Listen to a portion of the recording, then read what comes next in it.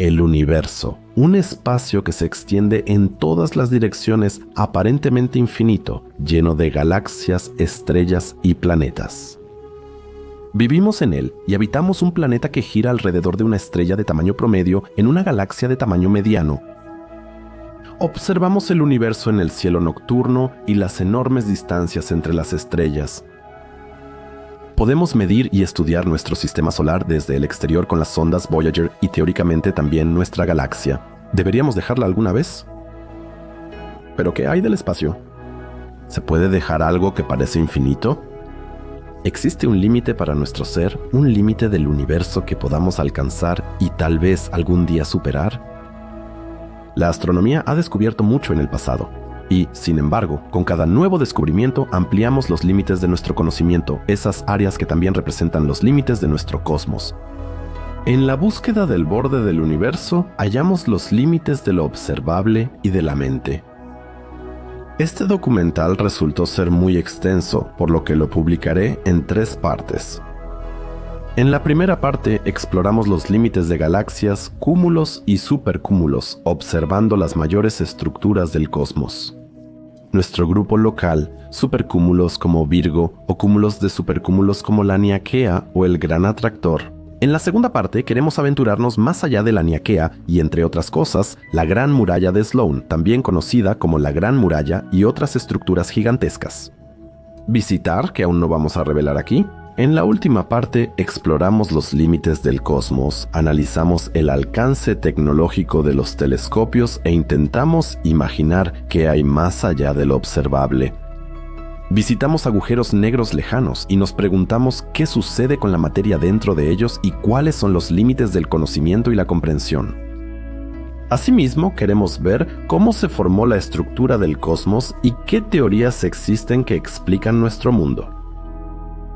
Un viaje así solo funcionará si consideramos el volumen de Hubble, el corrimiento al rojo y la constante de Hubble. El corrimiento al rojo será clave en nuestro recorrido y hará más comprensibles las dimensiones del universo.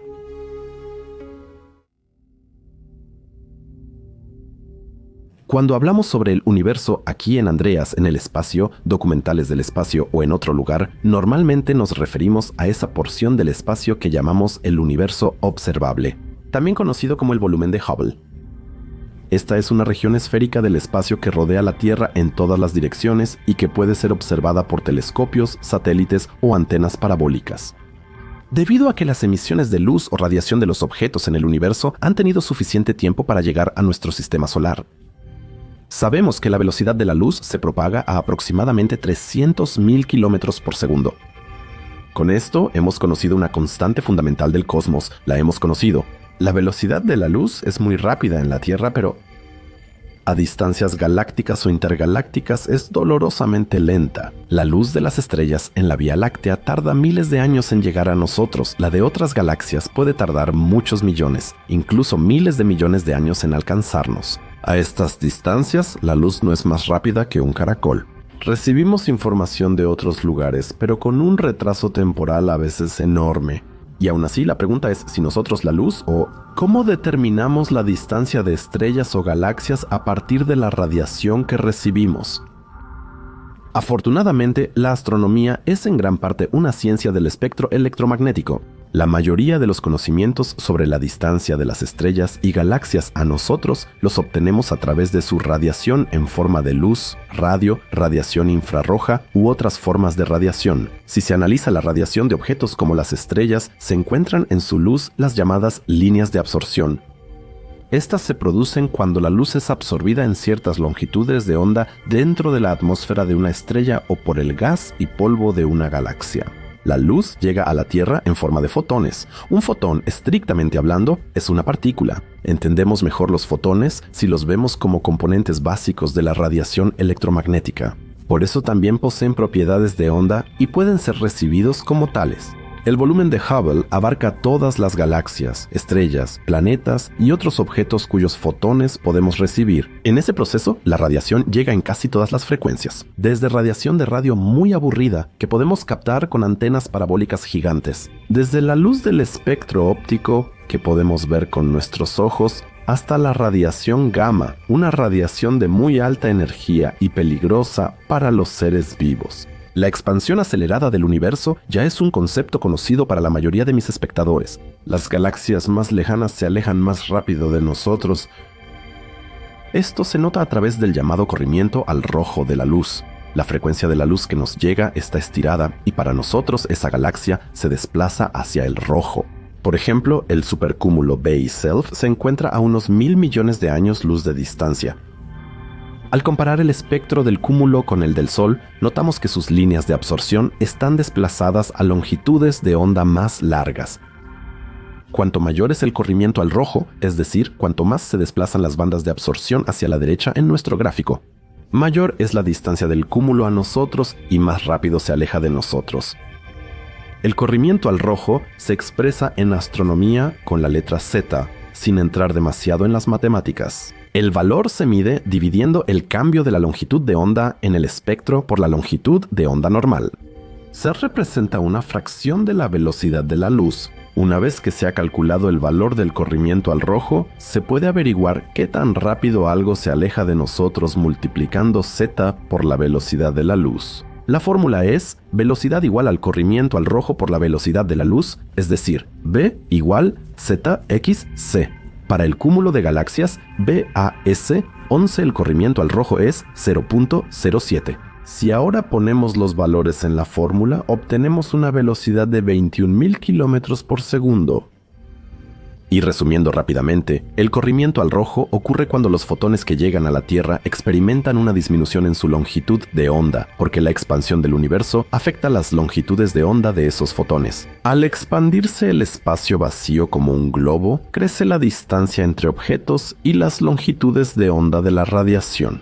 Por eso, el valor z es la mejor manera de expresar la distancia y la velocidad de los objetos en relación con la Tierra.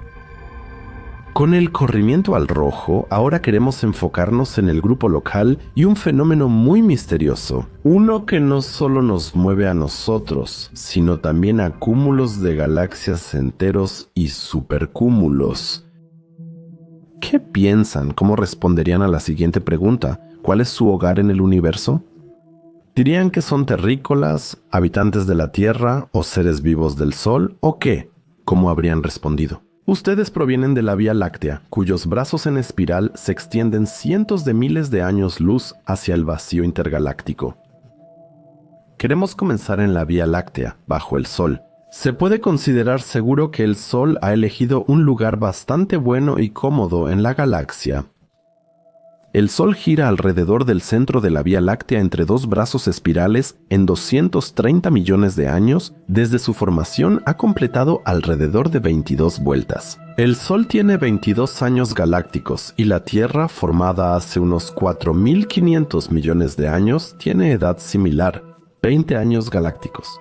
La rotación del Sol alrededor de la Vía Láctea es típica de una galaxia espiral, de las cuales tenemos aproximadamente 3 en el grupo local de nuestro cúmulo galáctico hogar: Andrómeda, Triángulo y finalmente nuestra galaxia. El grupo local en sí es un cúmulo de galaxias muy pequeño y difícilmente comparable con otras agrupaciones de galaxias. Solo cubre unos millones de años luz. La gravedad del grupo local la dominan las dos galaxias más grandes y masivas. Sabemos que la galaxia Andrómeda, nuestro mayor vecino galáctico a más de 2 millones de años luz, sumando materia oscura y visible, es cientos de miles de millones de masas solares más ligera que la nuestra. Así que parece que habitamos la galaxia más masiva del grupo local. Muchos ya sabrán que Andrómeda y la Vía Láctea se encontrarán en unos miles de millones de años, se fusionarán y formarán una enorme galaxia elíptica que muchos astrónomos llaman Milkdromeda. Ambas galaxias poseen un medio circungaláctico extremadamente extenso, también conocido como medio circungaláctico. Podemos imaginar esto como una especie de enorme campo de gas compuesto por diferentes materiales como carbono, silicio y oxígeno, es decir, elementos que se forman en el interior de estrellas gigantes.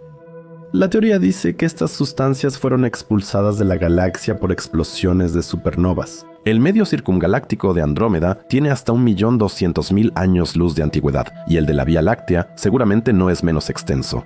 Consideremos las dimensiones de los CGMs. En el caso de las galaxias, su fusión en realidad ya ha comenzado. Los medios circungalácticos de las galaxias ya se están encontrando. En miles de millones de años seguirán las primeras estrellas y los discos galácticos. Los valores de corrimiento al rojo para las galaxias del grupo local, en el caso de Andrómeda, por supuesto, están en el rango negativo. Como la frecuencia de la luz de nuestra galaxia vecina está desplazada al azul y aumentada, sabemos que Andrómeda se acerca a nosotros.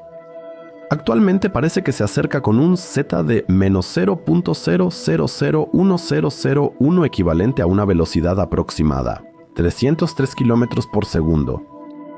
Tampoco es muy distinto con la galaxia del Triángulo, ubicada a unos 2,7 millones de años luz. Para ella se indican diferentes valores para el corrimiento al rojo o al azul. Según la fuente, la galaxia se acerca o aleja de la Vía Láctea. Los astrónomos no coinciden sobre la dirección de movimiento de la galaxia. Algunos creen que gira en un arco alrededor de la Vía Láctea o Andrómeda y que ahora está en su afelio, el punto más lejano a una de estas galaxias. Está en el punto más alto de su órbita y se acercará a Andrómeda o la Vía Láctea. El corrimiento al rojo de esta galaxia es menos 0.000607, lo que indica que Triangulum aproximadamente debería moverse hacia nosotros a unos 182 km por segundo. Las tres grandes galaxias están unidas por gravedad y será interesante ver si Triangulum se fusiona con la Vía Láctea. Y entonces, por así decirlo, tendremos una enorme galaxia elíptica compuesta por las tres galaxias espirales más grandes de nuestro grupo local. Ahora dejaremos de lado el grupo local para enfocarnos en otras galaxias. Al aumentar la distancia, crece el corrimiento al rojo. La galaxia Sombrero está a 10 veces la distancia de Triangulum. Aquí ya hemos llegado a distancias que tienen un valor positivo de corrimiento al rojo. Sabemos que se alejan de nosotros. Sombrero tiene un corrimiento al rojo de cerca de 0.0003416. Eso significa que se aleja de nosotros a 1024 km por segundo. Esta isla estelar es una galaxia muy impresionante. Una extensa nube de polvo y un disco estelar muy brillante le han dado su nombre a esta galaxia. La galaxia brilla intensamente en el centro porque su núcleo alberga un agujero negro supermasivo de 1.000 millones de masas solares. Onaprox. A 53 millones de años luz está el Cúmulo de Virgo, un gran grupo con al menos 1.300 galaxias. Comparemos con nuestro grupo local. Este tiene aproximadamente 100 galaxias, es decir, este cúmulo de galaxias tiene 13 veces más galaxias que el nuestro. El Cúmulo de Virgo es visible en el cielo nocturno hacia la constelación de Virgo. Es una de las mayores concentraciones de galaxias conocidas. Debido a su enorme masa, atrae a miles de galaxias. Esta atracción es tan fuerte que el grupo local y otros cúmulos pequeños se mueven a aproximadamente 1000 kilómetros. Se dirige al cúmulo de galaxias de Virgo. Esa no es la única forma de movimiento del grupo local. Al mismo tiempo, el grupo local y el cúmulo de Virgo forman parte del supercúmulo de Virgo. Esto se entiende como un grupo de cúmulos de galaxias. Supercúmulos y cúmulos de galaxias son términos clave que aparecerán seguido en este documental. El grupo local y otros cúmulos de galaxias se mueven hacia el cúmulo de Virgo en el centro del supercúmulo local. Y ahora lo paradójico. Para el cúmulo de Virgo se midió un corrimiento al rojo aproximado, 0.04, que son cerca de 1284 km por segundo. ¿Cómo es posible que las galaxias puedan alejarse y acercarse entre sí al mismo tiempo? Bienvenido al ingreso Virgo, un fenómeno que nos lleva al límite del conocimiento cuando se trata de galaxias. Los astrónomos no se equivocaron al observar el corrimiento al rojo de 1284 km por segundo en el cúmulo de galaxias de Virgo. Observaron que el grupo local está ligado gravitacionalmente a este cúmulo de galaxias. Aquí entran en juego dos cosas. Por un lado, el corrimiento al rojo muestra el alejamiento de las galaxias del cúmulo de Virgo de la Vía Láctea por la expansión del universo. Por otro, la unión gravitacional entre cúmulos de galaxias, porque el grupo local es parte del supercúmulo de Virgo. el alejamiento relativo del cúmulo de Virgo es de aproximadamente 1284 km/s, es decir, muy pequeño. A 56 millones de años luz entre Virgo y la Vía Láctea, la velocidad de alejamiento sería de unos 1455 km/s. Por ejemplo, el cúmulo de Fornax, a 60 millones de años luz, alcanza ese valor con precisión. ¿Cómo es que se produce esta menor velocidad de alejamiento de Virgo si está casi a la misma distancia que el cúmulo de galaxias de Fornax, que tiene una velocidad de alejamiento mucho mayor?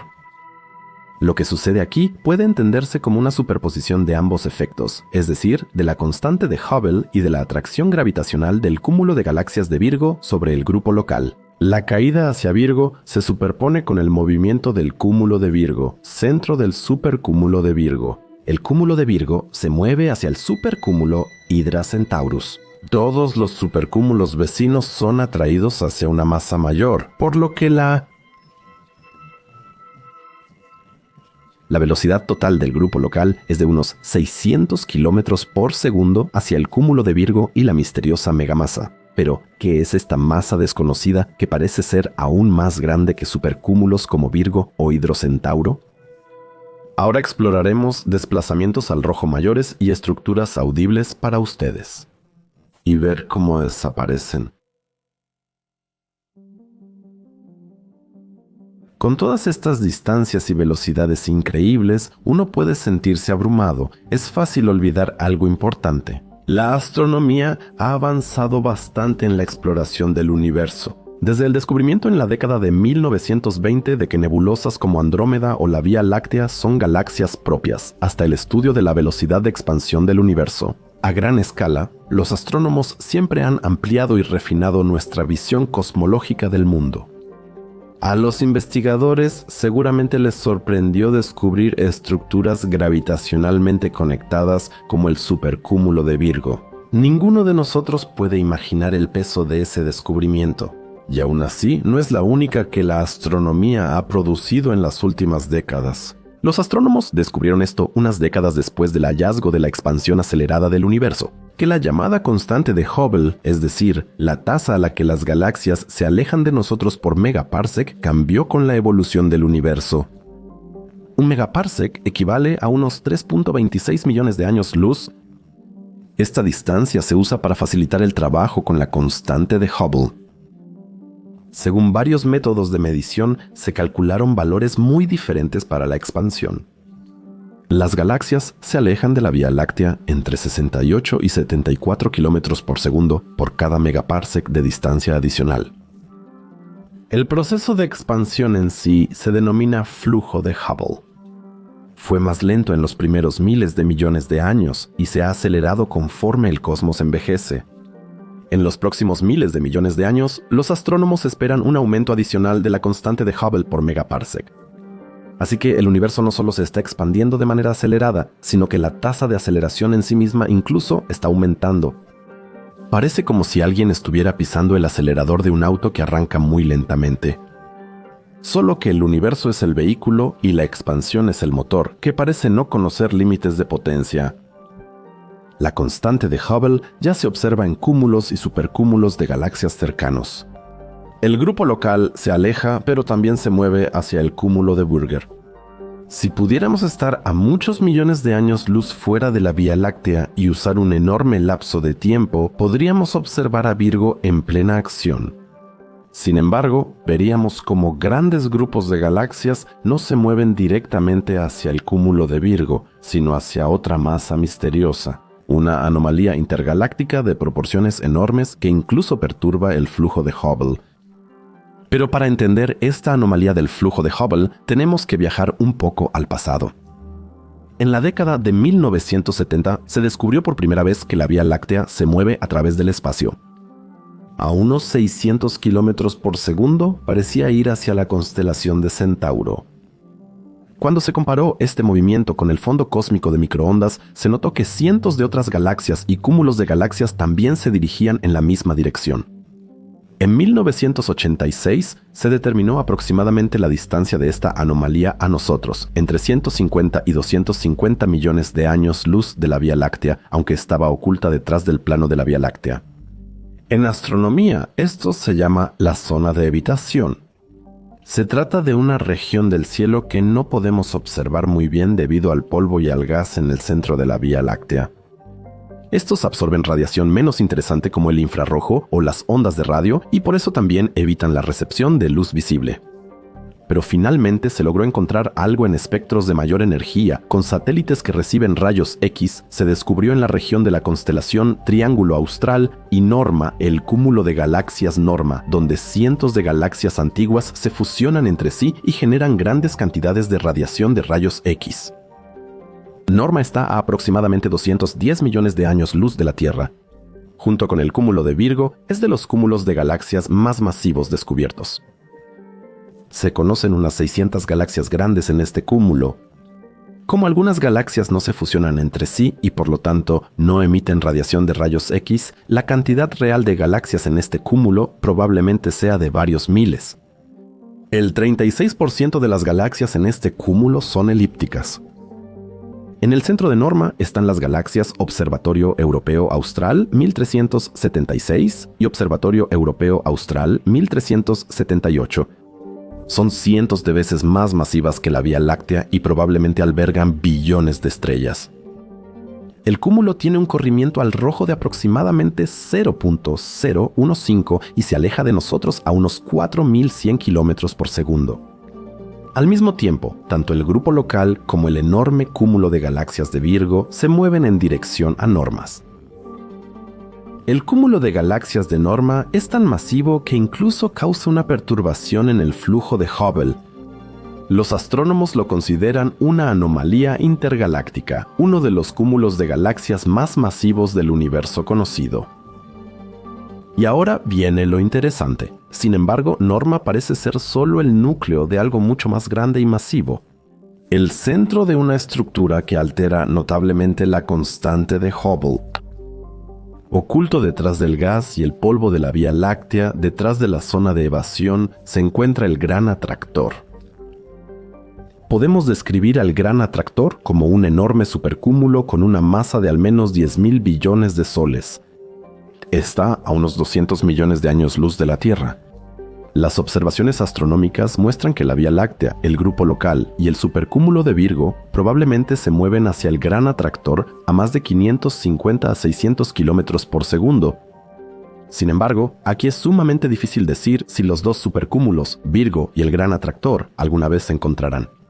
Después de todo, están a más de 200 millones de años luz de distancia entre sí y, debido al flujo de Hubble, se alejan uno del otro más rápido de lo que se atraen.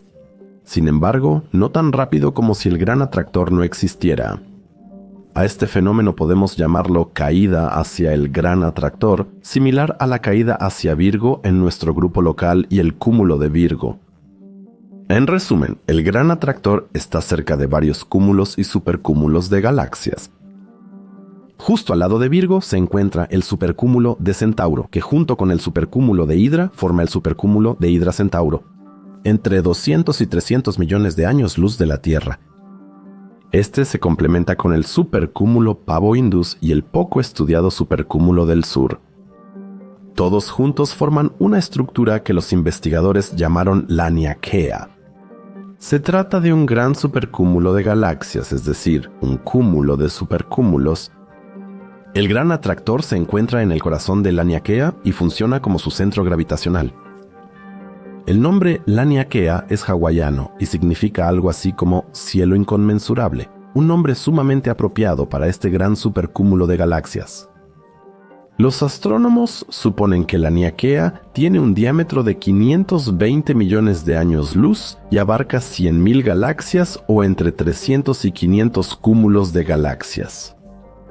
Se calcula que tiene más de 100.000 veces la masa de la Vía Láctea. ¿Cómo definimos exactamente los supercúmulos y grandes supercúmulos de galaxias? En un artículo de los astrónomos Gayung Cheon, Hans Boehringer y Salim Saroubi, distinguen dos tipos de grandes supercúmulos de galaxias. Aquellos que tienen un núcleo denso y que en el futuro colapsarán debido a su gravedad, y aquellos que se dispersarán debido a la expansión del espacio.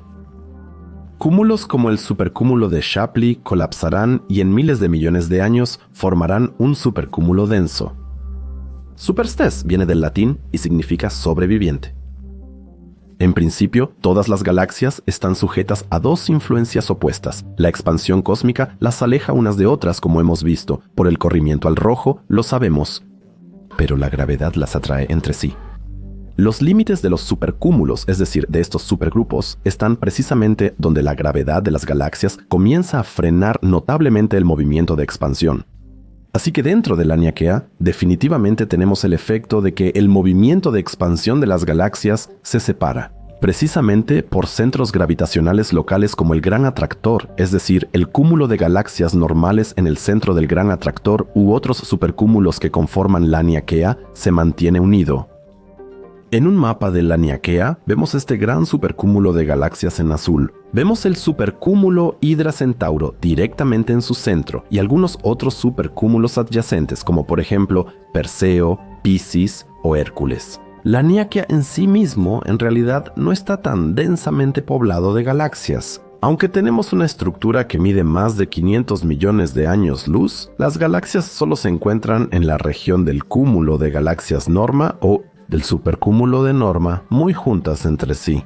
Por eso podemos decir que la Laniakea probablemente se dispersará, pero el núcleo de este gran supercúmulo de galaxias permanecerá unido, mientras que las áreas coloreadas de naranja a rojo definitivamente colapsarán juntas. Virgo colapsará, el Gran Atractor y su núcleo, el cúmulo de galaxias Norma, también colapsarán. Nos damos cuenta de que ahora hemos llegado a regiones donde las asociaciones gravitacionales se vuelven difíciles. A ciertas distancias, la expansión del universo parece tener la ventaja. Eso comienza ya a distancias de solo unas pocas docenas o algunos cientos de millones de años luz. El infall de Virgo o el infall del Gran Atractor son fenómenos que podemos medir y entender. Por un lado, el grupo local pertenece al supercúmulo de Virgo y es atraído por el cúmulo de galaxias de Virgo. Por otro lado, casi todos los cúmulos de galaxias conocidos cerca del grupo local parecen moverse hacia el Gran Atractor. Sin embargo, como la velocidad de expansión del universo a esas distancias es mayor que la velocidad de atracción del Gran Atractor sobre las galaxias, el grupo local finalmente lo superará. Sin embargo, el Gran Atractor es lo suficientemente denso, colapsará y formará un supercúmulo sobreviviente.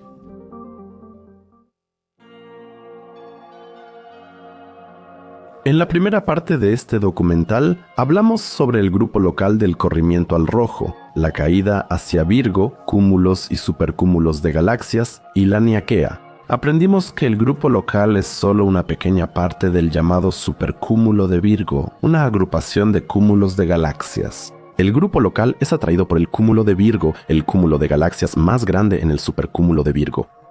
Sin embargo, al mismo tiempo, se aleja de este cúmulo de galaxias a mayor velocidad debido a la expansión acelerada del universo. A esto le decimos caída hacia Virgo. De hecho, el grupo local no se aleja del cúmulo de Virgo tan rápido como podría hacerlo si este no existiera o si su masa fuera menor.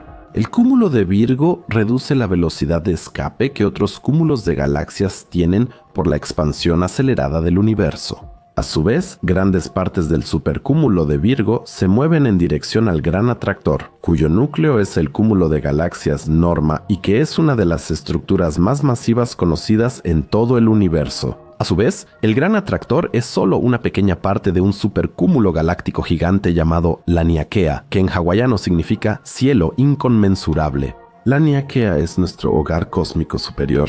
El grupo local se encuentra en una pequeña ramificación, mientras que el Gran Atractor está en su núcleo.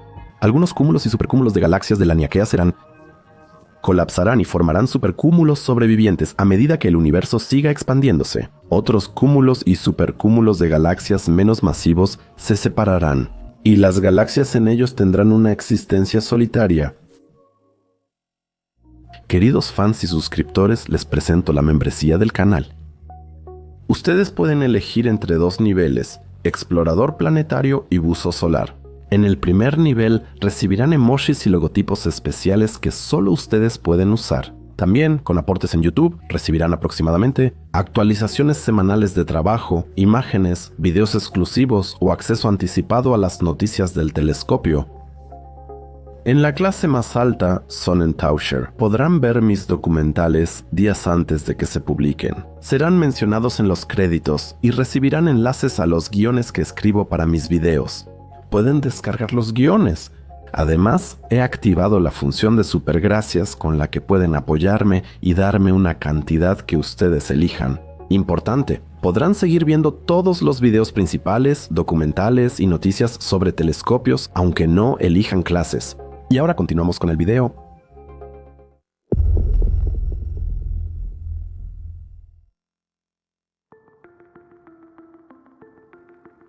Si nos alejamos de la Niaquea, nuestro hogar cósmico principal, vemos todos los cúmulos de galaxias y supercúmulos que conforman el cielo inmenso. El grupo local es solo un pequeño punto en esta estructura cósmica. La Vía Láctea y Andrómeda apenas se distinguen de todas las demás galaxias que se encuentran cerca de ellas. En 1930, el astrónomo Harlow Shapley y sus colegas realizaron una investigación del cielo austral de la Tierra. Hasta 1932 descubrió alrededor de 76.000 galaxias, lo cual era una cantidad increíblemente grande en ese momento. Algunas de las galaxias se encontraban en el supercúmulo de Virgo, otras en el vecino supercúmulo de Coma, a 321 millones de años luz de distancia, un supercúmulo que abarca varias docenas de millones de años luz y contiene alrededor de 3.000 galaxias. Sin embargo, Shapley encontró en la región del cúmulo estelar del Centauro una nube extraña, que resultó ser un grupo de galaxias muy densamente concentrado. Lo curioso de este descubrimiento fue que las galaxias parecían estar alineadas en una fila y se extendían a lo largo de una amplia zona del cielo. Estimó la distancia a este grupo de galaxias en unos 650 millones de años luz, lo que es aproximadamente de 12 a 14 veces más lejos que el cúmulo de galaxias de Virgo de la Vía Láctea. Lo que Shapley descubrió resultó ser, en investigaciones posteriores, el núcleo del supercúmulo de Shapley. Las observaciones han demostrado que Shapley es increíblemente masivo y está compuesto por más de 76.000 galaxias. Se trata de uno de los supercúmulos más masivos conocidos en el universo. Incluso la Niaquea, ese gran supercúmulo de galaxias, tiene solo 24.000 galaxias más que este único supercúmulo. El supercúmulo de Shapley es tan masivo que hasta el gran atractor se mueve hacia él. Y la complejidad de los movimientos dentro de la región del universo que habitamos aumenta aún más por eso. Ahora hemos llegado a escalas que nos muestran los límites de nuestra comprensión. La luz de las galaxias del supercúmulo de Shapley tardó 650 millones de años en llegar hasta nosotros. Un estudio realizado en abril de 2020 por los científicos Herner Quintana, Dominique Proust y Rolando Donner, junto con otros, sobre la velocidad de más de 18.000 galaxias de la región de Shapley, arrojó una velocidad de escape de más de 14.000 kilómetros por segundo. Estas galaxias se alejan de la Vía Láctea a cerca del 5% de la velocidad de la luz. Investigaciones realizadas anteriormente ya habían revelado algo increíble. El supercúmulo de Shapley es solo parte de una estructura aún mayor. Un muro de galaxias, como no parece haber otro igual en el universo, la Gran Muralla de Sloan. Este muro de galaxias tiene dimensiones que parecen desafiar cualquier descripción racional. Está compuesta por muchos supercúmulos y grandes supercúmulos de galaxias y tiene un diámetro increíble de 1.730 millones de años luz. Mide cerca de una 60ª parte del diámetro del universo observable. El supercúmulo de Shapley aparentemente se encuentra en un extremo de esta estructura. Pero, ¿cómo deberíamos clasificar la Gran Muralla de Sloan? Es más grande que cualquier supercúmulo galáctico y hasta opaca a la Niaquea. A falta de una denominación, hemos llegado a las estructuras más grandes del universo. La Gran Muralla de Sloan es parte de la estructura en forma de red del universo, que los astrónomos llaman filamentos del cosmos. Estos atraviesan todo el universo observable en todas las direcciones imaginables. Representan puntos de gravedad donde la materia del cosmos se agrupa en forma de sus grandes supercúmulos de galaxias, supercúmulos de galaxias, cúmulos de galaxias y finalmente, por supuesto, galaxias. Y cada vez se agrupan más densamente. Parecen mantener unido al cosmos como una telaraña. La Gran Muralla de Sloan, con 1.737 millones de años luz de diámetro, no solo es parte de los filamentos, sino que es uno de ellos. Y donde hay uno, existen otros también. En un artículo del año 2015 en la revista Monthly Notices of the Royal Astronomical Society, se descubrió una estructura a unos 10.000 millones de años luz de distancia de la Vía Láctea, que hace que incluso la Gran Muralla de Sloan parezca un niño. Con un corrimiento al rojo de 1.6 a 2.1, ¿hemos llegado a un punto en el que las galaxias se alejan de nosotros a una velocidad superior a la de la luz? Las galaxias de esta estructura se alejan de nosotros a más de 480.000 hasta 630.000 kilómetros por segundo. Lleva el poético nombre de Gran Muro de Hércules Corona Borealis. En comparación, el universo observable mide unos 96.000 millones de años luz de diámetro. El Gran Muro de Hércules Corona Borealis llena este espacio con unos increíbles 10.000 millones de años luz. La descubrieron mientras buscaban estallidos de rayos gamma, eventos cósmicos que pueden ser vistos en todo el universo. Ocurren donde hay concentraciones enormemente altas de materia y se forman estrellas masivas. Esta gran muralla es una de las estructuras más colosales del universo. En sus bordes limita con vacíos gigantescos que conocemos como vacíos cósmicos. Parece que no hay nada en ellos excepto oscuridad. Imaginen que tienen una nave espacial más rápida que la luz. Desean estar solos y tranquilos, lejos de galaxias, estrellas, planetas y lunas del universo. Como viajan a millones de veces la velocidad de la luz, para ustedes es fácil hacer una excursión de un día a una de estas cavidades o vacíos. Como destino, él elige un vacío que está prácticamente en el límite de su filamento local o del cúmulo de grandes galaxias Hoffen, justo en la frontera con la Niaquea. Primero salen de su sistema estelar y luego de su galaxia. Al salir de su estrella, notan que en su galaxia las estrellas están muy alejadas entre sí. Aunque desde fuera de su galaxia parece que las estrellas están muy cerca unas de otras, la mayoría de las estrellas están muy solas. Cada estrella o par binario está, en promedio, a 3 años luz del siguiente sistema. Tienen que recorrer una distancia enorme para poder ver cómo todas las galaxias, cúmulos de galaxias y supercúmulos de islas estelares se unen para formar los filamentos del universo. Si pudieran ver eso, podrían estar seguros de que han entrado en una región del universo donde no hay absolutamente nada. Y ahora imaginen que están en medio de una de esas cavidades que colindan con su supercúmulo local. Están en su centro, a unos 100, 160 o 300 millones de años luz del filamento más cercano, también a 200 o 300 millones de años luz. En todas las demás direcciones probablemente no verán nada a simple vista, porque sus ojos no pueden registrar los pocos destellos de luz que les llegan. A su alrededor hay total oscuridad que se extiende cientos de millones de años luz en todas direcciones. Solo al encender los instrumentos de su nave espacial, descubrirían los filamentos del universo a una distancia inconmensurable. Estarían en medio de un vacío que mide, en promedio, 326 millones de años luz de ancho. Viajando a la velocidad típica de una galaxia, unos 600 kilómetros por segundo, tomaría 163.000 millones de años cruzar una de estas cavidades. Eso equivale a 12 veces la edad del universo. Sin embargo, investigaciones hallaron islas de estrellas en estos vacíos esféricos. Simplemente son extremadamente débiles y parecen tener menos materia y estrellas que las galaxias dentro de los filamentos. También, al parecer, tienen una composición diferente a las islas de estrellas en los filamentos. Las galaxias en los vacíos tienen estructura y propiedades espectrales distintas. Sobre todo, se ha encontrado proporcionalmente más galaxias de estallido estelar, llamadas starburst, en los vacíos que en los filamentos. Son islas de estrellas con una tasa de formación estelar mucho mayor a la habitual para su tamaño. Para los astrónomos, ¿cómo ocurre esto? Es un misterio. ¿En los vacíos no deberían existir galaxias de este tipo bajo circunstancias normales? Los vacíos también tienen otra característica interesante. Mientras los filamentos son acumulaciones locales de materia que se extienden como hilos por el universo, los vacíos producen un efecto opuesto.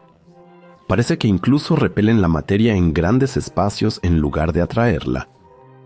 Si imaginamos, para este ejemplo, un universo con la materia distribuida de manera uniforme, las fuerzas gravitacionales se cancelarían entre sí y no habría aceleración de la materia, ya que nada podría atraer a otra cosa.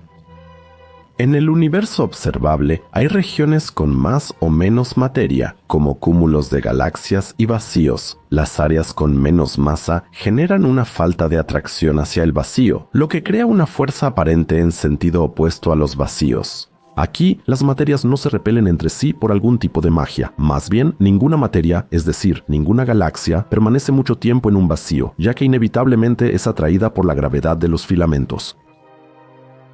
La astronomía nos enseña humildad ante lo inconmensurable, ante esas estructuras gigantescas y extensas que conforman nuestro universo. Otra vez nos ponen un límite al conocimiento y comprensión. Ahora queremos echar un vistazo a los límites que no necesariamente están lejos de nosotros, sino que son límites del espacio. ¿Qué sucede con la materia que cruza el horizonte de eventos de los agujeros negros?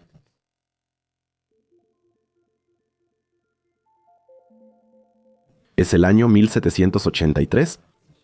El científico británico John Michell escribe sobre estrellas oscuras y menciona en una carta a la Royal Astronomical Society de Gran Bretaña que debe haber objetos tan pesados que la luz que emiten regresa a ellos. 132 años después, Einstein publicó su teoría general de la relatividad, la cual retomó las ideas del astrónomo alemán Karl Schwarzschild. Él decía que debían existir objetos ultracomprimidos, los cuales, según Schwarzschild, serían una masa puntual de la que emana un campo gravitacional. Él ya tenía la idea de que esa masa puntual sería una singularidad con un radio inexistente, pero habría un horizonte de eventos, al cruzarlo nada podría escapar y hasta la luz quedaría atrapada. Faltaban aproximadamente 50 años hasta 1972 para que se encontrara el primer agujero negro comprobado. Con signo X1 a unos 7200 años luz de la Tierra, se descubrió una estrella binaria de rayos X. En este caso, una estrella gigante orbita un agujero negro o viceversa y le transfiere masa periódicamente. Más precisamente, se trata de un microcuásar, es decir, un objeto cuasiestelar que de vez en cuando le roba masa a su compañero. Cuando el material llega cerca del agujero negro a través de un disco de acreción, se generan fuerzas luminosas inimaginables. Los astrónomos midieron gigantescas explosiones de luz con una luminosidad de hasta 100.000 millones de soles. La idea de un agujero negro y su compañero estelar es algo que existe en numerosas animaciones. Tengo muchos ejemplos en mi base de datos de videos de cómo un agujero negro devora una estrella. A menudo se ve cómo la singularidad le arranca poco a poco materia a la estrella y un flujo constante de material es forzado a formar un disco de acreción alrededor del agujero negro. Del agujero negro en Cygnus X1 emanan en un espacio diminuto fuerzas gravitacionales equivalentes a varias docenas de masas solares, y eso que solo se trata de un agujero negro estelar. Son creados por el núcleo ultracomprimido de una estrella gigante cuando en su interior fusiona el elemento más pesado, el hierro, y ya no puede generarse ninguna presión que contrarreste la gravedad. El núcleo colapsa y forma una estrella de neutrones o un agujero negro. Los agujeros negros estelares tienen masas de 20 a más de 50 soles. Desde que se descubrió Cygnus X1, los científicos han hecho enormes avances en la detección de las singularidades. El hallazgo de un candidato especial fue un misterio por mucho tiempo. En la década de 1930, el físico y radioingeniero estadounidense Carl Jansky investigaba el uso de la radiación de radio cuando, al escuchar el cielo junto con Albert Melvin, detectó una extraña fuente de radio. Provenía del centro de la Vía Láctea hacia la constelación de Sagitario. Gracias a Jansky, hoy tenemos la radioastronomía y, sin duda, uno de los descubrimientos más emocionantes del siglo XX en la astronomía. Solo un año después de la confirmación de la existencia de agujeros negros gracias a Cygnus X1, los astrónomos encontraron a un verdadero gigante en el corazón de la Vía Láctea, Sagitario A estrella, un agujero negro supermasivo con 4,2 millones de masas solares, cientos de miles de veces más pesado que Cygnus X1. Los astrónomos estaban entusiasmados y hasta hoy sabemos que en el centro de casi todas las galaxias grandes existe un agujero negro supermasivo. Esto se convirtió en uno de los hechos astronómicos más conocidos y abrió una perspectiva completamente nueva sobre el universo. Parece que los agujeros negros supermasivos existían antes que las galaxias que los rodean. Funcionan como catalizadores en la formación de galaxias, acumulando gas y polvo para crear estrellas y formar galaxias como la Vía Láctea, Andrómeda o Triángulo. Quizá sean los objetos más antiguos conocidos en el universo y, sin embargo, sumamente misteriosos, ya que siguen estando rodeados de un enigma impenetrable. ¿Qué sucede en el disco de acreción de un agujero negro y cerca de su horizonte de eventos? ¿Y qué pasa con el material que cruza el horizonte de eventos de un agujero negro? Cuando una estrella o una nube de gas se acerca a un agujero negro, no es absorbida de inmediato. Más bien, la inmensa gravedad desgarra el objeto y lo espaguetifica. Como un río de agua, la materia fluye desde la víctima del agujero negro hacia un disco de acreción. Estos discos de materia producen una cantidad de energía inconmensurable y su productividad energética puede mantenerse durante mucho tiempo. En su camino hacia el horizonte de eventos de la singularidad, la materia choca con otra materia y el disco se calienta de manera extrema. La regla general es, mientras mayor sea el flujo de material en un disco de acreción, más altas pueden ser las temperaturas dentro del disco. Así, los discos de acreción alcanzan decenas de miles, millones o miles de millones de grados Celsius. A temperaturas muy altas dentro del disco se produce una gran cantidad de radiación, que se manifiesta como radiación de rayos X. Por eso, Cygnus X1 es una estrella binaria de rayos X. Los agujeros negros supermasivos activos en centros galácticos son fáciles de detectar por sus enormes discos de acreción. Se esperaría que en los discos de acreción de los núcleos galácticos activos haya temperaturas muy altas, pues suelen concentrar muchas masas solares en un solo disco. Pero esto es falso. A mayor masa del agujero negro, menor es su temperatura. Así que los agujeros negros estelares más pequeños producen temperaturas mucho más altas durante la acreción de material que sus contrapartes supermasivas. Aunque nadie ha estado cerca de un agujero negro, los astrónomos ya captaron imágenes impresionantes del núcleo de la Vía Láctea. Con el telescopio del horizonte de sucesos se fotografió Sagitario A estrella. En la foto se ve la sombra del agujero negro sobre su disco de acreción. La singularidad en sí misma, por supuesto, no se puede ver, ya que no refleja luz, sino más bien su sombra. Pero, ¿qué pasa con la materia que cae en el abismo gravitacional de Sagitario A estrella o de otros agujeros negros? En el disco de acreción, la materia se comprime increíblemente. A mayor densidad de materia cerca del horizonte de sucesos del agujero negro, mayor es la velocidad del material. El astrofísico Paul M. Sutter de la Universidad Estatal de Ohio afirmó que nuestras ideas sobre el espacio-tiempo y las leyes de la física se derrumban como un castillo de naipes. En cuanto la materia cruza el horizonte de sucesos, según Sutter, hay algunas posibilidades sobre lo que le sucede a la materia al cruzar el horizonte de sucesos. Una opción, según Sutter, es que la materia se comprima en un punto infinitamente pequeño, la singularidad. Sin embargo, como es infinitamente pequeño, también podría no existir en absoluto. Eso significaría que la materia simplemente desaparece, pero de alguna manera sigue estando ahí, ya que el agujero negro o la singularidad gana masa a través de su disco de acreción. Sin embargo, el físico dice que hay otra opción. En lugar de ser comprimida en un punto infinitamente pequeño y de existencia algo cuestionable, la materia podría ser comprimida al volumen físicamente más pequeño posible, la longitud de Planck. Esto también se llama estrella de Planck. Una posible versión de una estrella según la gravedad cuántica de bucles, que es un enfoque para una teoría cuántica de la gravedad, y que busca vincular la física cuántica con la teoría de la relatividad general de Einstein. Por muy complicado que suene, así es, porque hasta ahora ningún físico ha podido resolver este mayor desafío conocido de la física. La gravedad cuántica de bucles resume el espacio como una red de espines dinámica y cuántica. La longitud más pequeña es la de Planck, unos 10 a la menos 35 metros, y el tiempo más pequeño es el de Planck, unos 10 a la menos 43 segundos. En estas escalas, propiedades como la geometría del espacio, el tiempo y la gravedad se describen de forma cuantizada. No profundizaremos en sus implicaciones, pues eso excede el alcance de este documental. Nos debería bastar con saber que la materia quizás se comprime hasta su volumen más pequeño posible. De modo que todas las reglas conocidas de la física dejan de aplicarse y solo rigen las reglas de la mecánica cuántica. Una conclusión que podemos sacar de esto es que la materia no se comprime en un punto infinitamente pequeño, sino que definitivamente está presente, solo que es ultramicroscópica y forma una esfera de materia de máxima densidad. Otra interpretación, aunque un poco más libre, de los procesos que podrían ocurrir dentro de un agujero negro es la de una estrella grava o de un llamado cuasi agujero negro.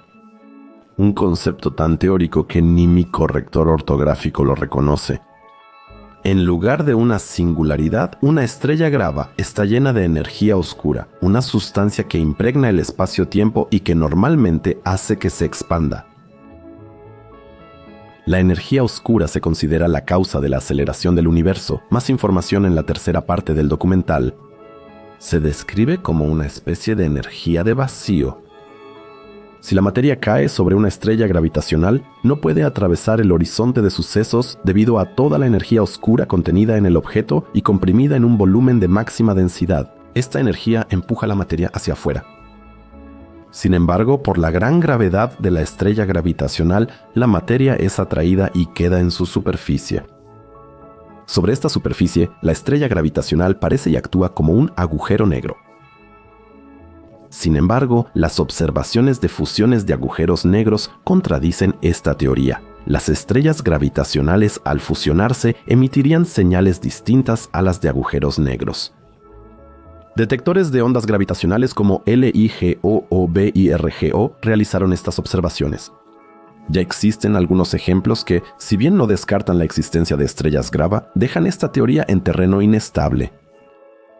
Las estrellas Planck o las estrellas grava pueden tener nombres impresionantes, pero la realidad de su existencia puede ser cuestionada. Quizá por eso aquí se presenta otra explicación mucho más sencilla. Basamos nuestro entendimiento de las singularidades en un agujero negro estacionario y sin rotación. Eso suena más bien aburrido y eso solo existe en la teoría, pero los verdaderos agujeros negros que hemos encontrado en el universo son mucho más interesantes, especialmente cuando giran. La rotación de un agujero negro haría que la singularidad fuera un anillo. Aquí, la teoría de la relatividad de Einstein es en realidad la única matemática o física que tenemos. Si cruzas la singularidad en anillo, entras a un agujero de gusano y sales por un agujero blanco opuesto a un agujero negro. Nada puede salir de un agujero negro ni entrar en un agujero blanco. La materia se expulsaría a la velocidad de la luz hacia un ángulo desconocido del universo o quizá a otro cosmos. Esto es solo parte de la física que predice singularidades en forma de anillo, donde la materia y nuestro conocimiento alcanzan sus límites. Todas las posibilidades mencionadas parecen plausibles y, sin embargo, en parte son muy fantásticas. Los agujeros negros, el horizonte de eventos y las singularidades siguen siendo una paradoja para nosotros.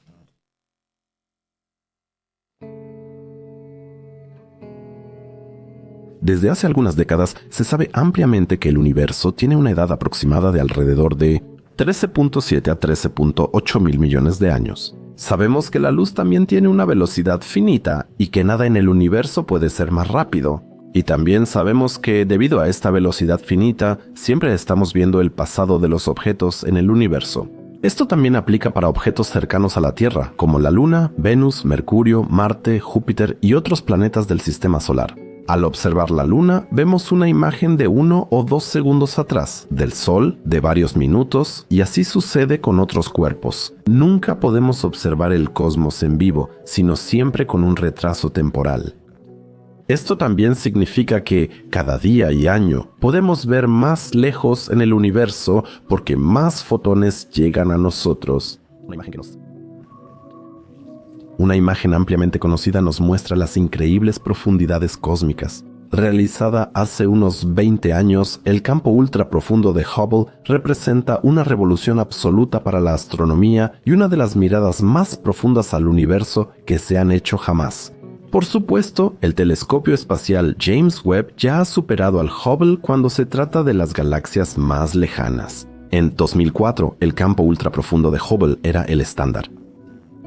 Solo en una imagen existen alrededor de 10.000 galaxias de una pequeña porción del cielo del tamaño de un grano de arena en dirección a la constelación de Fornax. Las islas estelares más brillantes están más cerca de la Vía Láctea, mientras que las galaxias rojas y muy pequeñas siguen siendo hasta hoy las galaxias conocidas más lejanas. El Hubble Ultra Deep Field observa el universo de hace 13.000 millones de años. Las galaxias que se formaron en ese tiempo son claramente diferentes de las islas estelares que conocemos hoy y que están más cerca. Algunas galaxias ya tienen una estructura en espiral, pero la mayoría de las islas estelares aún no han desarrollado una forma definida. Hubble las captó poco después de su formación. Muchas de las galaxias en esta imagen tienen solo entre 600 y 700 millones de años. El telescopio espacial Hubble sigue en funcionamiento, pero muchos piensan que fue reemplazado por el telescopio espacial James Webb. Esa opinión no podría estar más equivocada. Hubble observa en todo el espectro visible una parte del ultravioleta y una pequeña parte del rango infrarrojo. Sin embargo, James Webb es un telescopio que se dedica exclusivamente al espectro infrarrojo y cubre casi todas las longitudes de onda en ese rango. Ya hemos escuchado que la luz de galaxias muy lejanas está más desplazada hacia el rojo, cuanto más lejos se encuentran de nosotros. En otras palabras, la luz emitida en el espectro óptico se desplaza hacia el infrarrojo y puede ser vista mejor por Webb que por Hubble.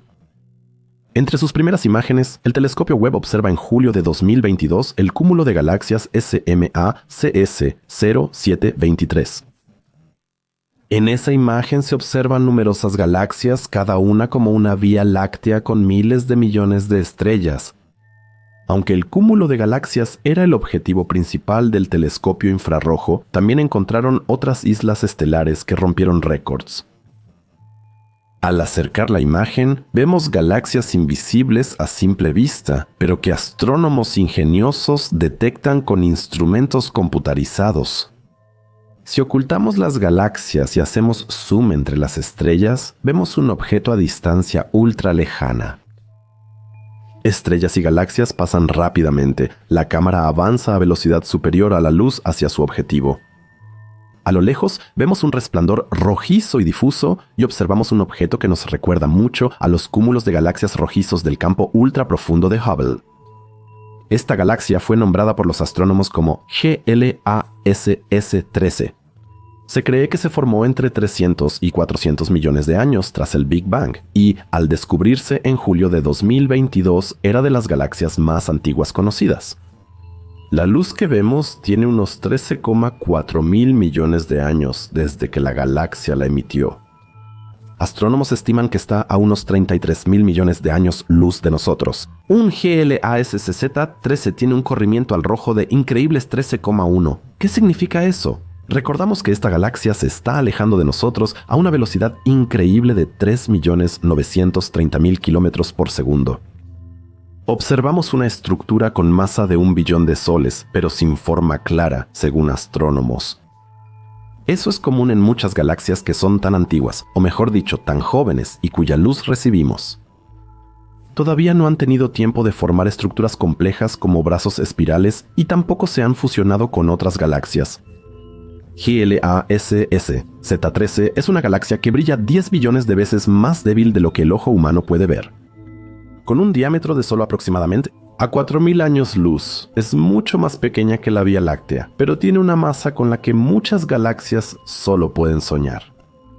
En miles de millones de años, probablemente se volvió un monstruo de masa parecida a otras galaxias mencionadas en este documental.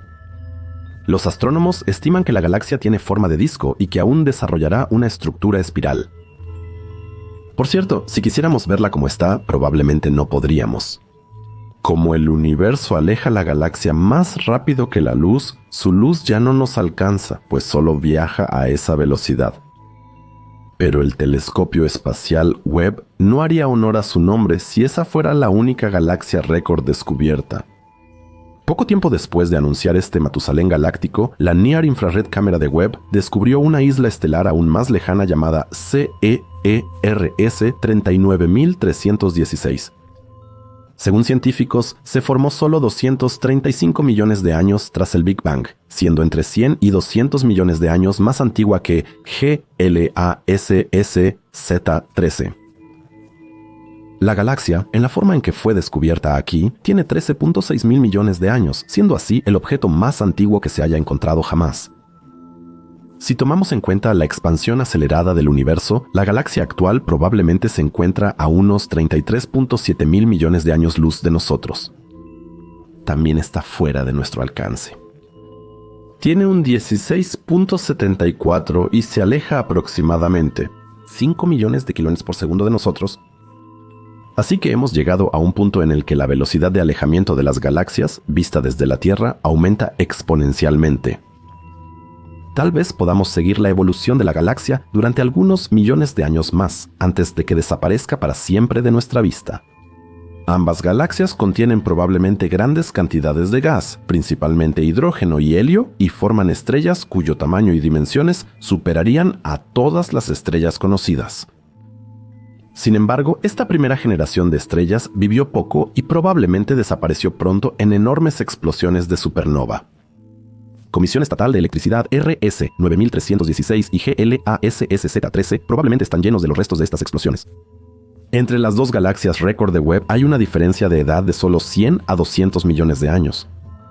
Sin embargo, eso basta para causar una diferencia de 1.1 millones de kilómetros por segundo. Si halláramos islas estelares más antiguas, quizás su corrimiento al rojo superaría 20. Al comparar el Hubble Ultra Deep Field con las galaxias halladas por Webb, notamos que Webb llevó el límite de lo observable varios cientos de millones de años más atrás. El siguiente paso de los astrónomos probablemente será descubrir con Webb las primeras estrellas del universo. Según el modelo cosmológico estándar, se formaron entre 100 y 300 millones de años tras el Big Bang. CERS 99316 tiene una edad estimada de 235 millones de años, según Webb.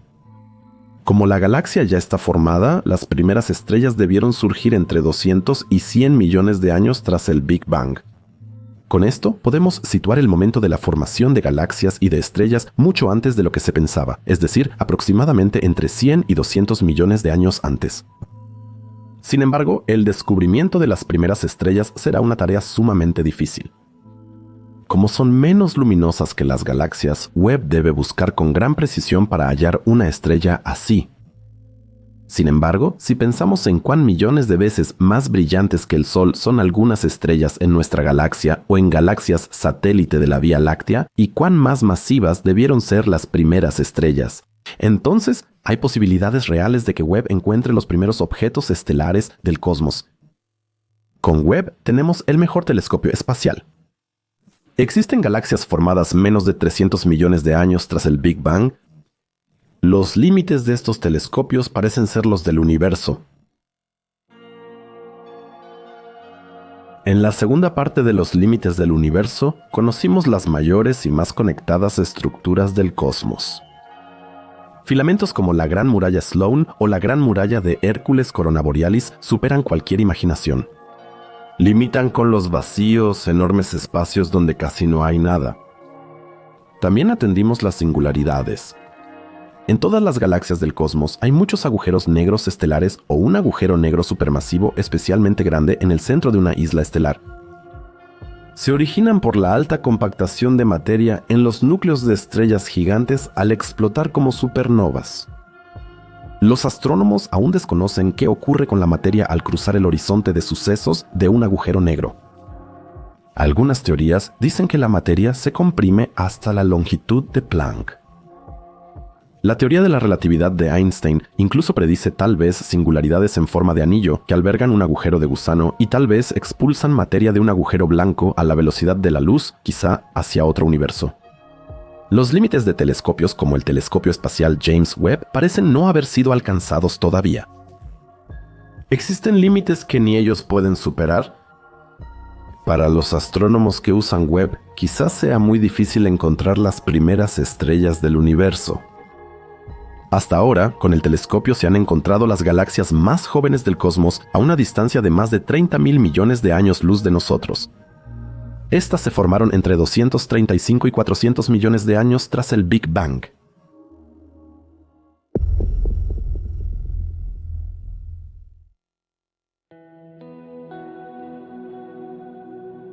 El universo primitivo debió ser un lugar de extremos apenas milisegundos después del Big Bang. Era extremadamente pequeño y muy caliente. Toda la energía y materia se concentraban en el punto más diminuto, miles de millones de veces más caliente que el interior del Sol. Tras el Big Bang, el universo se enfrió rápidamente, permitiendo la formación de partículas fundamentales como quarks y electrones. Los quarks se unieron para formar protones y neutrones. Mientras el cosmos se enfriaba, se formaron núcleos de deuterio, hidrógeno, helio y litio. Sin embargo, todos estaban ionizados, ya que los electrones no se unían a los núcleos atómicos debido a las temperaturas increíblemente altas. El universo era tan denso que la energía no podía escapar.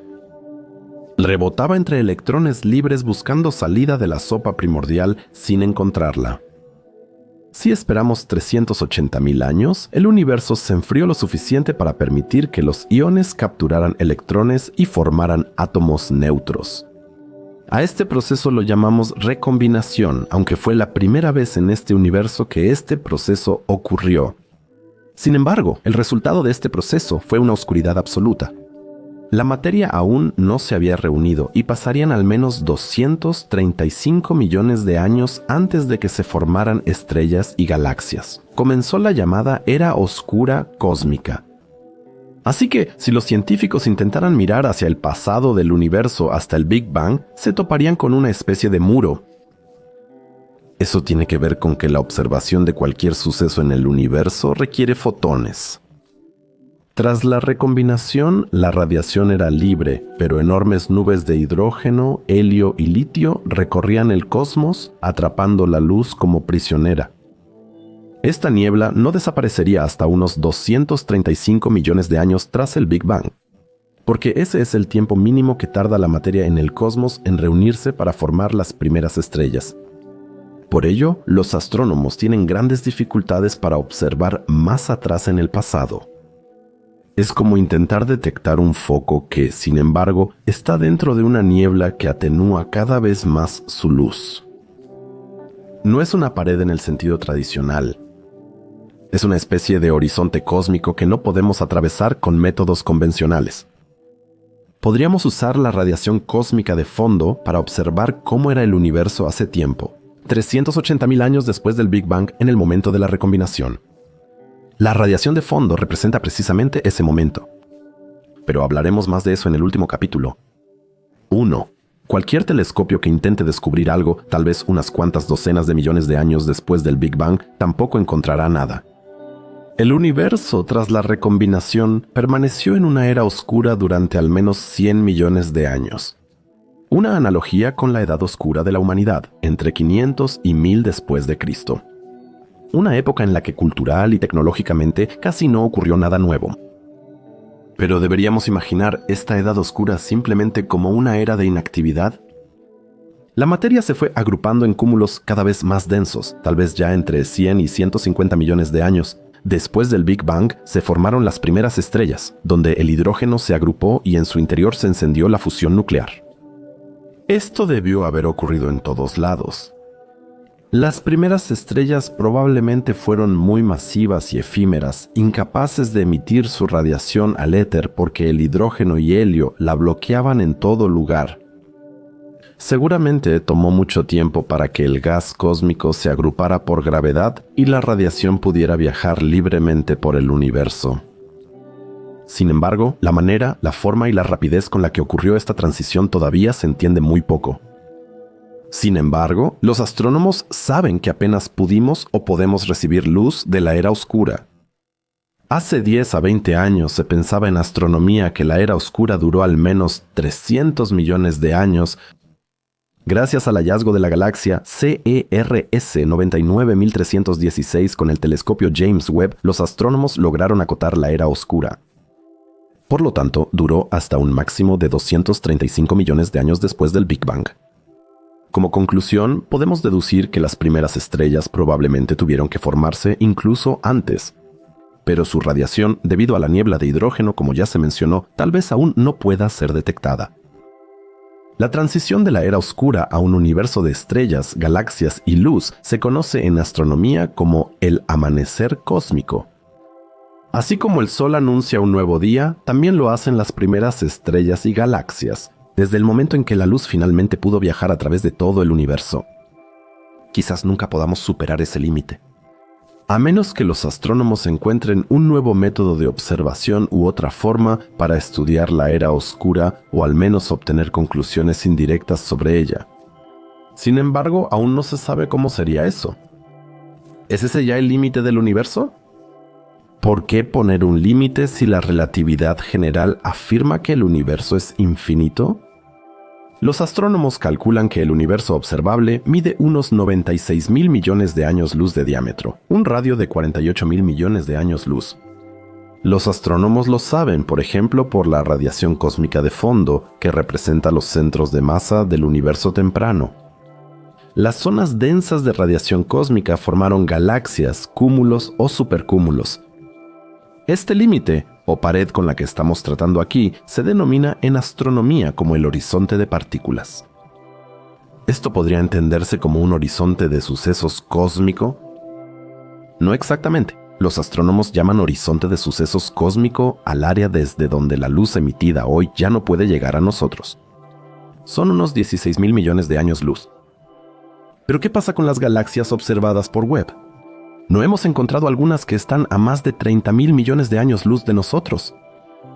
Con el telescopio espacial James Webb hemos observado galaxias más allá del horizonte de sucesos cósmico. La galaxia GLASS C13 está a 37.000 millones de años luz de nosotros. CERS 39.316 se encuentra a una distancia aún mayor de nosotros. Sin embargo, si ahora emitieran luz, ya no podríamos recibirla, porque el universo en esa región ya se está expandiendo a una velocidad superior a la de la luz. Islas estelares a 16.000 millones de años luz del horizonte de sucesos cósmico. Sin embargo, pueden ser vistas si emiten su luz hoy. Las galaxias más lejanas están prácticamente perdidas para nosotros, por lo que no podremos observar el desarrollo de las islas estelares tempranas que Webb encontró, ya que escaparon del horizonte de sucesos cósmico. Veamos un ejemplo. La luz de la galaxia CEREST 193.316 tardó 13.6 mil millones de años en llegar. Es difícil saber a qué distancia estaba la galaxia cuando emitió la luz. ¿Podemos suponer que no eran exactamente 13.6 mil millones de años luz? Mientras la luz viaja hacia nosotros, el universo se expande y la distancia a esa isla estelar crece por la mayor lejanía de la galaxia. Cuando la luz fue emitida hacia la Vía Láctea, CERS 9336 rápidamente llegó a un punto en el que se alejaba de nosotros a una velocidad superior a la de la luz. Cruzar ese punto es el horizonte de sucesos cósmico. Al alejarse más rápido que la luz, su radiación ya no podía alcanzarnos. Así que vemos esa galaxia tal como era antes de cruzar el horizonte de sucesos cósmico. Así que el horizonte de partículas cósmico es un límite de hasta dónde podemos ver en total, mientras que el horizonte de sucesos cósmico es un límite para la radiación que se emite actualmente. ¿Hay un universo más allá del horizonte de partículas si viajáramos más rápido que la luz? Nos vamos a dedicar a estas preguntas en el último capítulo, pero antes, algunas otras consideraciones e información sobre el horizonte de partículas. Mientras más nos acercamos al horizonte de partículas, más borrosas se vuelven las imágenes de los objetos. Si observamos poco después del Big Bang, durante la era oscura del universo, probablemente solo veríamos oscuridad sin materia visible. Tal vez en el futuro haya un método de observación que nos permita detectar estructuras de la era oscura. Sin embargo, actualmente no se conoce ninguno y tenemos que esperar a ver qué sucede. El horizonte absoluto de partículas es el momento de recombinación para nosotros. No podemos ver más atrás en el pasado. Sin embargo, ni siquiera podríamos alcanzarlo a la velocidad de la luz, porque el horizonte de partículas se aleja de nosotros a una velocidad superior a la de la luz. Detrás del horizonte de partículas podría haber nada absoluta. Una nada que ni siquiera contiene el vacío del cosmos, una nada a través de la cual el horizonte de partículas avanza y crea nuevas galaxias y materia. En algún lugar, la creación continúa y el universo sigue expandiéndose. No podemos afirmar si el cosmos se expandirá para siempre o si su expansión se detendrá. Parece más bien que el universo se está expandiendo aceleradamente por toda la eternidad.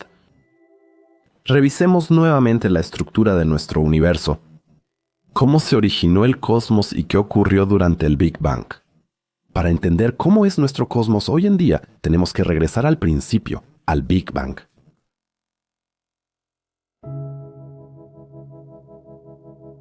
Aunque los astrónomos ya han descubierto estructuras enormes y aparentemente infinitas en el universo, todavía se enfrentan al mayor misterio que oculta la verdad sobre nuestro cosmos. ¿Cómo llegó todo a ser lo que vemos ahora? ¿Qué provocó la formación de filamentos, supercúmulos de galaxias y sus numerosas islas estelares? En el modelo estándar de la formación del universo existe la teoría aceptada por la mayoría de los científicos de que el universo surgió a partir de una especie de gran explosión. Sin embargo, esta no es una explosión o estallido en sí, sino la expansión del universo a partir de la singularidad original. Toda la materia y radiación atraviesan el espacio, pero mientras más lejos están, más son arrastradas por la expansión, como un bote en un río. Por eso, el término corriente de Hubble describe bien la expansión del cosmos. Pero regresemos al Big Bang.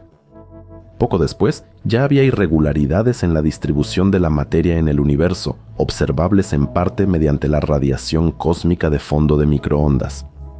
Una radiación en el rango de microondas que llena todo el universo y aproximadamente surgió unos 380.000 años tras el Big Bang. Es como una huella de cómo se distribuye la materia en el universo. Esto dio lugar a esa estructura filamentosa del universo que ya conocemos y que no necesitamos repetir aquí. Estas irregularidades se pueden explicar por las fluctuaciones de temperatura de la radiación de fondo. Esta imagen de la sonda Wilkinson Microwave Anisotropy Probe que observó la radiación cósmica de fondo de 2001 a 2010 las muestra. La imagen muestra zonas rojas, verdes y azules. El rojo indica temperaturas y densidad de materia altas, mientras que el azul señala regiones frías y con muy baja densidad. Las zonas rojas y verdes pueden verse como precursoras de la red filamentosa cósmica. En estos puntos se acumuló más materia que en los azules. A partir de las manchas azules se desarrollaron los vacíos entre los cúmulos de galaxias y los supercúmulos de galaxias. Los muros, en resumen, cualquier estructura del universo, ya sea el gran atractor, la gran muralla Sloan o la gran muralla de Hércules, Corona Borealis, ya estaban grabadas en el universo apenas 380.000 años después del Big Bang. Son la huella de nuestro cosmos. Sus semillas ya estaban determinadas por la distribución irregular de la densidad poco después del Big Bang. Lo que alguna vez fue más pequeño que un chícharo creció y se convirtió en las gigantescas estructuras del cosmos que vimos en este documental. Tampoco debemos ignorar otros aspectos en la formación y evolución del cosmos. Materia oscura, pero ¿qué tiene que ver esto con el aspecto y la estructura del universo? Bastante según la mayoría de los físicos. Nota breve. Los astrofísicos suelen distinguir entre materia bariónica, luminosa y materia oscura. La materia luminosa es lo que vemos en el universo. Emite radiación, interactúa y permite ver la estructura filamentosa del universo. Después hablaremos de las propiedades de la materia oscura. Muchos físicos suponen que la materia oscura constituye hasta el 63% de la materia en todo el universo. En la distribución de la materia visible en el universo, la materia oscura aparentemente tuvo una gran participación. No solo parece haber mucha más materia oscura que materia visible, sino que probablemente también se ha acumulado donde se encuentra la materia visible. La materia visible y la no visible parecen interactuar entre sí a través de la gravedad, aunque esta influencia mutua solo se manifiesta a gran escala. Se ha descubierto que las estrellas y el gas en las zonas exteriores de una galaxia se mueven más rápido de lo que la masa visible debería permitir. Matemáticamente, la materia exterior de una galaxia debería salir expulsada de ella, porque se mueve más rápido de lo que permiten los cálculos. Por eso se tuvo la idea de buscar la razón de esta cohesión gravitacional en la materia oscura, la cual no se puede detectar, pero actúa a escalas galácticas y se encarga de que las galaxias no se desintegren debido a su velocidad de rotación. Por eso se dice que las galaxias, además de su masa visible, tienen una proporción mucho mayor de materia oscura. Así, se calcula que la masa de la Vía Láctea, incluyendo materia visible y oscura, es de unos 1.5 billones de masas solares. Este valor incluye 500.000 millones de masas solares de materia visible y 1 billón de masas solares de materia oscura. La mayoría de las galaxias del universo probablemente tengan distribuciones de masas similares de 1 a 2. La mayor parte de la masa de una galaxia es materia oscura, la visible es menor. Pero, ¿cómo se supone que es la materia oscura y qué propiedades tiene? La mayoría de los científicos opinan que esa materia debe ser poco reactiva y muy pesada. No emite luz, de ahí su nombre, pero se hace notar por sus efectos gravitacionales, ya que ayuda a mantener unidas las grandes galaxias. Muchos científicos suponen que la materia oscura es lenta y pesada, y que está compuesta por las llamadas partículas masivas débilmente interactivas, o WIMPs por sus siglas en inglés. Estas pueden entenderse como partículas masivas que interactúan débilmente. Son frías, pesadas y lentas, con cerca de 100 veces la masa de un protón. En simulaciones previas del universo, esta materia pesada y no reactiva llenaba casi todo y se hallaba sobre todo en las galaxias, especialmente en las zonas exteriores de una isla estelar. Sin embargo, científicos del Instituto Tecnológico de Massachusetts realizaron una nueva simulación y dotaron a la materia oscura de las características que acabo de mencionar. La materia del universo se agrupó en grumos y formó estructuras similares a burbujas.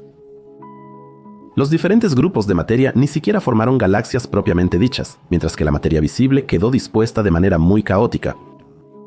Científicos del Instituto Tecnológico de Massachusetts propusieron recientemente un nuevo tipo de materia oscura. Se supone que es muy ligera y que existe a lo largo de espacios extremadamente grandes. Su longitud de onda debería extenderse por áreas enormes y ser casi indetectable. Según el Instituto Tecnológico de Massachusetts, la materia oscura más ligera y rápida sería menos de una milmillonésima parte de un electrón, pesada pero equipada con una longitud de onda que podría ser de miles de años luz. A diferencia de la materia oscura fría y pesada, no se agruparía, sino que se distribuiría en forma de filamentos por el universo. La materia visible se acumularía a lo largo de esta estructura filamentosa. Así se formaría la estructura del universo con agrupaciones y cúmulos de galaxias en red y vacíos entre ellos. En este video, las partículas de la nueva materia oscura ligera se describirán como partículas ligeras débilmente interactivas, a diferencia de los WIMPs, que son pesadas y masivas. Y he aquí las propiedades supuestas de la materia oscura ligera hicieron que en la simulación el universo se viera tal como realmente lo observamos en la realidad. Entonces surge la pregunta, ¿los científicos partieron de una suposición equivocada? ¿Y acaso la materia oscura no es tan pesada y masiva? La nueva materia oscura comparte mucho con la anterior. Ambas aparentemente no interactúan con la materia visible. Y otra observación también explicaría la materia oscura ligera y rápida. No se acumula en el centro de las galaxias y, según se observa, explica por qué los núcleos galácticos densos no se agrupan y las galaxias pueden desarrollarse así. En otras palabras, la materia oscura pesada haría que las galaxias se convirtieran en lugares donde las estrellas estarían mucho más juntas. La materia oscura ligera podría influir en el tamaño y distribución de estrellas en galaxias y explicar la estructura de red del cosmos. Esta nueva materia oscura también podría explicar algo más. Como los WIMPs son muy pequeños, se requiere que muchísimos se unan para causar algún efecto. Sin embargo, como se supone que más del 60% del universo está compuesto por estos WIMPs, debe haber una cantidad inconmensurable de ellos. En las galaxias, muchos deben reunirse para que las islas estelares no se dispersen y permanezcan unidas. Sin embargo, esta teoría explica exitosamente por qué el universo se comporta y se ve como lo percibimos. Cabe decir que solo se trata de una teoría y que hasta ahora no hay pruebas. No existen pruebas ni para la materia oscura pesada ni para la materia oscura ligera, o en general para ningún tipo de materia oscura. El nuevo modelo busca describir mejor el universo y las galaxias, explicando más completamente la estructura del cosmos y las islas estelares. En cualquier momento podría descubrirse una forma inesperada de materia que explique la estructura del universo y la formación de galaxias mejor que la materia oscura. Hemos llegado al límite de nuestra comprensión. Pero entonces todavía nos queda otra pregunta. ¿Estamos atrapados en un mar interminable de estrellas y galaxias? Acompáñenme en un capítulo final de este viaje y en la búsqueda de los verdaderos límites del universo.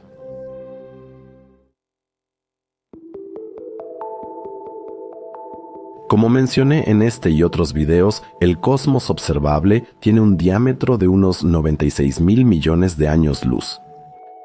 De eso, la gran mayoría es vacío, atravesado por galaxias que se adhieren a los filamentos del cosmos, cuya estructura quizá esté determinada por una forma aún desconocida de materia oscura. Hasta aquí bien, pero 96.000 millones de años luz no es poco. ¿Qué pasa con la expansión acelerada del cosmos?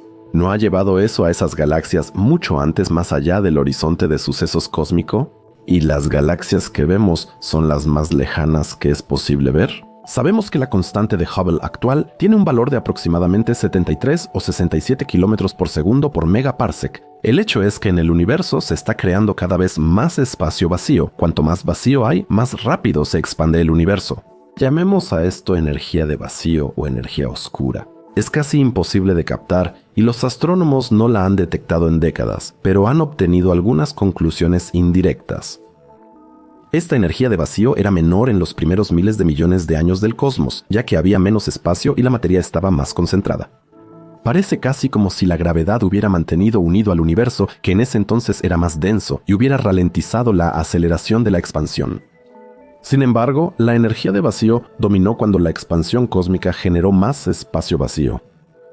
La luz de las galaxias más lejanas nos alcanzó después de un viaje que duró en parte más de 13.000 millones de años, pero durante ese tiempo, debido a la expansión acelerada, las galaxias se alejaron de nosotros a velocidades superiores a la de la luz. La galaxia CEERS 933N6, que fue la galaxia récord descubierta por Hubble, se está alejando de nosotros en este momento a 5,1 millones de kilómetros por segundo. Por lo tanto, ya debió haber galaxias hace 13,6 mil millones de años, cuya luz ya no podíamos recibir. El horizonte de sucesos cósmico antes estaba mucho más cerca, quizás solo a unos miles de millones de años luz, no a los 16.000 millones actuales. Pero las galaxias que ya hace 13.000 millones de años estaban fuera de ese horizonte también se están alejando de nosotros. Eso significa para nosotros que el horizonte de partículas abarca el universo observable, pero no representa sus límites. Por lo tanto, el universo total debería abarcar, si tomamos en cuenta la expansión acelerada del espacio, 23.5 billones de años luz. Hablamos de la parte invisible del cosmos. Solo podemos acceder a 96.000 millones de años luz, el universo observable. Los restantes 23.4 billones de años luz están fuera de nuestro alcance. El radio de este cosmos no observable sería de 11.75 billones de años luz. Nos cuesta imaginar este tamaño inconcebible del universo total, pero debemos preguntarnos, ¿existe realmente un límite verdadero del cosmos donde nuestro universo termina? Viajar 11.757.000 millones de años luz en una dirección plantea cuestiones de física y filosofía. No está claro desde el principio que nuestra idea abstracta del espacio corresponda realmente a la física real o a una geometría 3D con coordenadas correspondientes. Si fuéramos pequeños seres humanos bidimensionales y viviéramos en la superficie de una esfera extremadamente grande, percibiríamos el espacio como plano y no podríamos notar su curvatura.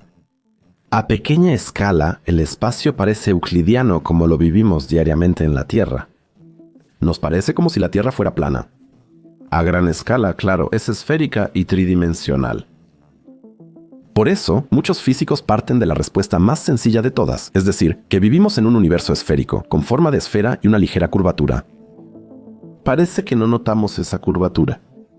Si siguiéramos dos rayos láser paralelos por cientos de miles de millones de años luz, quizás solo se separarían tras recorrer una distancia muy larga. Otros astrónomos creen que el universo es hiperbólico, es decir, un cosmos abierto. Aquí los extremos estarían abiertos y se dice que saldrías por el principio. Si intentaras volar en una dirección del cosmos a una velocidad múltiple de la luz, tal universo sería o infinito o finito. Como no existen investigaciones que den una respuesta aquí, podemos asumir que el cosmos en ese caso se expande infinitamente y no hay límites. ¿El universo tendría un límite real en un cosmos esférico? Un límite de creación como el que se describió algunos capítulos antes, en cuyo borde el universo se recrea y siempre se forma nueva materia. ¿Pero hay un gran inconveniente con esta idea?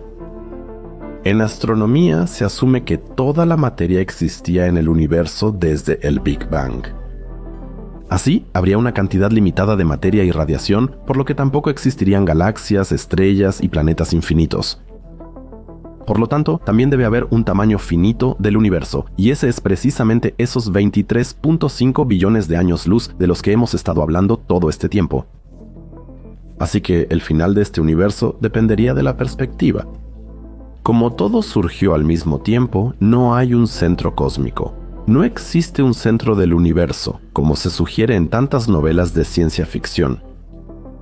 Una galaxia a 40.000 millones de años luz tendría el mismo horizonte de eventos y partículas cósmicas que la Vía Láctea. Una característica así del espacio es inimaginable. Si, por ejemplo, pudiéramos trasladarnos instantáneamente, es decir, sin pérdida de tiempo, a CEERS 39.316, veríamos la Vía Láctea en una edad igual de joven como vemos actualmente a esta galaxia a través del telescopio espacial James Webb. Desde esa galaxia, el universo se expandiría igual de rápido en la dirección en la que la vimos desde la Vía Láctea. Donde sea que estemos, el horizonte de sucesos cósmico estaría a 16.000 millones de años luz. El universo observable mediría 96.000 millones y el total no observable cerca de 23.5 billones de años luz. Esta paradoja nos muestra que, aunque parece haber algún tipo de límite, nunca podremos alcanzarlo. No importaba cómo llegáramos allá, el universo tendría siempre las mismas propiedades para nosotros.